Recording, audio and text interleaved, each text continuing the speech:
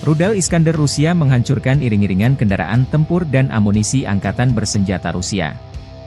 Drone pengintai Rusia mendeteksi pergerakan sejumlah besar peralatan dan personel angkatan bersenjata Ukraina. Setelah mengamati pergerakan konvoi, koordinat tempat pemberhentian dikirimkan ke unit rudal. Setelah itu awak OTRK Iskander M melancarkan serangan rudal.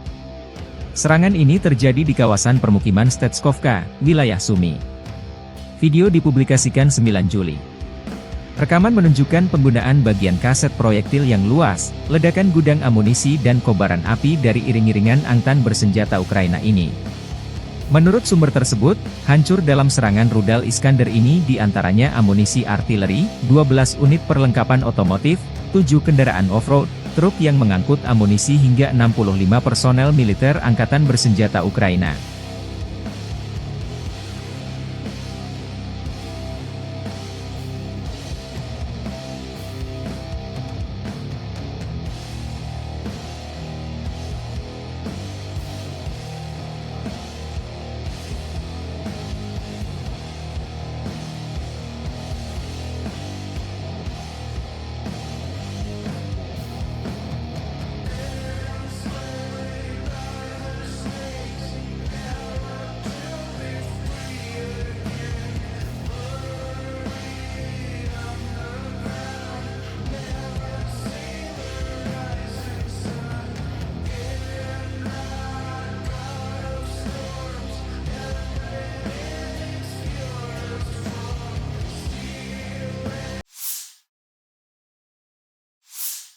Staf Umum Angkatan Bersenjata Ukraina melaporkan pada 9 Juli, militer Rusia total kehilangan 553.410 tentara di Ukraina sejak dimulainya invasi skala penuh pada 24 Februari 2022. Jumlah ini termasuk 1.220 korban yang diderita pasukan Rusia hanya dalam sehari terakhir.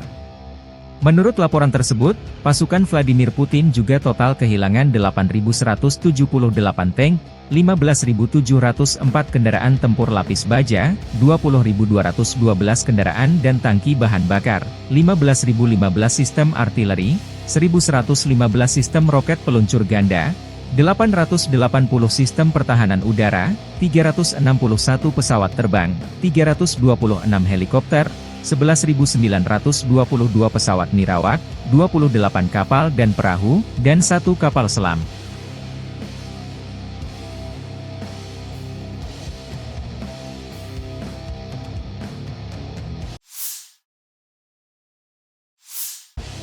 Tiga unit HIMARS kiriman Amerika Serikat hancur sekaligus.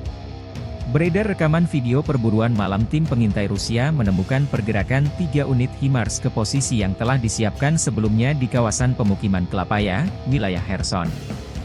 Setelah drone pengintai mengirimkan data lokasi sistem roket, awak OTRK Iskander M melancarkan serangan rudal, menghancurkan semua kendaraan sekaligus, termasuk belasan spesialis asing.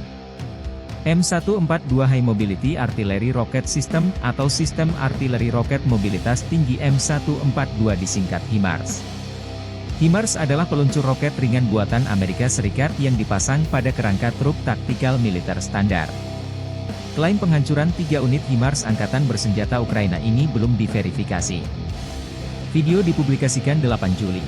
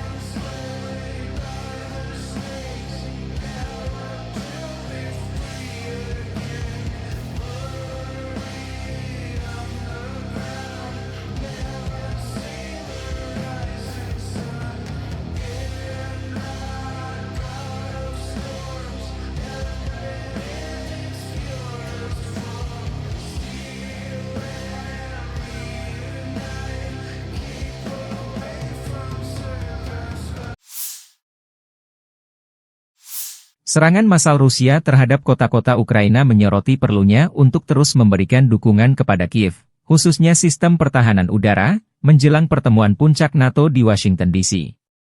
Demikian dilansir juru bicara Pentagon Pat Ryder pada 8 Juli. Rusia melancarkan serangan rudal terhadap Kiev, Dnipro, Kryvyi Rih, dan Pokrovsk pada pagi hari tanggal 8 Juli, menewaskan sedikitnya 37 orang dan melukai lebih dari 170 orang. Departemen Pertahanan menyoroti bahwa serangan itu terjadi sehari sebelum pertemuan puncak NATO di Washington DC yang dimulai 9 Juli hari ini hingga 11 Juli. Ukraina telah bangkit pada kesempatan itu dengan menyusun sistem pertahanan bantuan terpadu yang menggabungkan berbagai sistem, radar, peluncur, dan lainnya, dan juga telah menerima sistem pertahanan udara dari sejumlah mitra, kata Ryder. Sayangnya, volume tembakan yang dilakukan Rusia terhadap Ukraina telah menekan sistem ini, kata Ryder.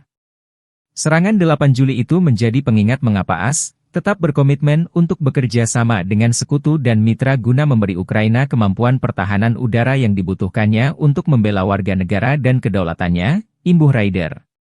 Bantuan harus segera diberikan ke Ukraina, tetapi juga harus ada rencana jangka panjang untuk membantu Ukraina mempertahankan diri di masa mendatang. Kiev telah berulang kali menyerukan pertahanan udara tambahan dalam beberapa bulan terakhir setelah menghadapi serangan udara Rusia yang semakin intens, yang memberikan pukulan berat bagi infrastruktur energi negara itu. Terpisah, militer Rusia menolak bertanggung jawab atas serangan yang mengenai sejumlah fasilitas publik di Ukraina terutama rumah sakit bersalin di Kiev. Kementerian Pertahanan Rusia menyebut rekaman yang dipublikasikan setelah serangan menunjukkan sisa-sisa pecahan pertahanan udara Ukraina yang justru ditemukan di sana. Ini adalah propaganda yang sering dilakukan Kiev sebelum ada pertemuan besar dengan negara-negara sekutunya. Kejadian seperti ini selalu dipakai dalih untuk meminta banyak uang dan senjata, demikian dilansir Kemenhan Rusia.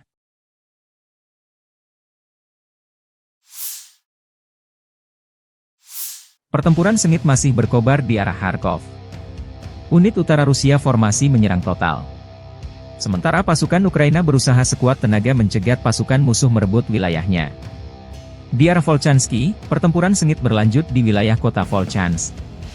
Unit utara Rusia mengklaim menghalau 4 serangan balik musuh di timur kota, menghancurkan lebih dari 20 personel Ukraina.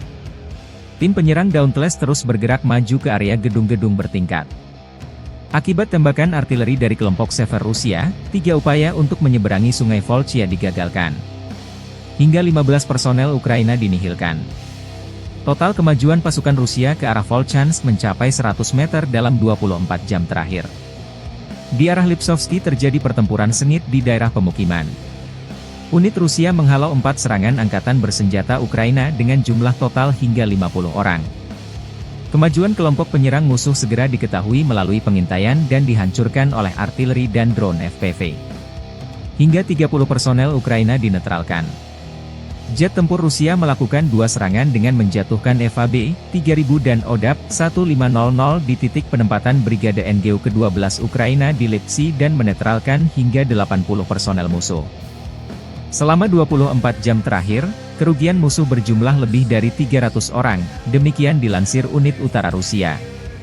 Sejumlah peralatan tempur Ukraina dihancurkan di antaranya 2 howitzer M777, howitzer D-30, stasiun radar buatan Israel, 8 mortir 120 mm di area Glubokoye, Vesholoye, Malyi Prohody dan Lipsy. Rekaman berikut menunjukkan drone Lancet Rusia menghancurkan radar buatan Israel dalam versi MHR, Multi-Mission Hemispheric Radar. Radar ini mampu mendeteksi pesawat pada jarak 65 km, UAV berukuran sedang, hingga 45 km, ranjau mortir dan rudal berbagai jenis, hingga 10 hingga 14 km. Penghancuran radar kiriman Israel ini terjadi di wilayah Lipsy, arah Kharkov.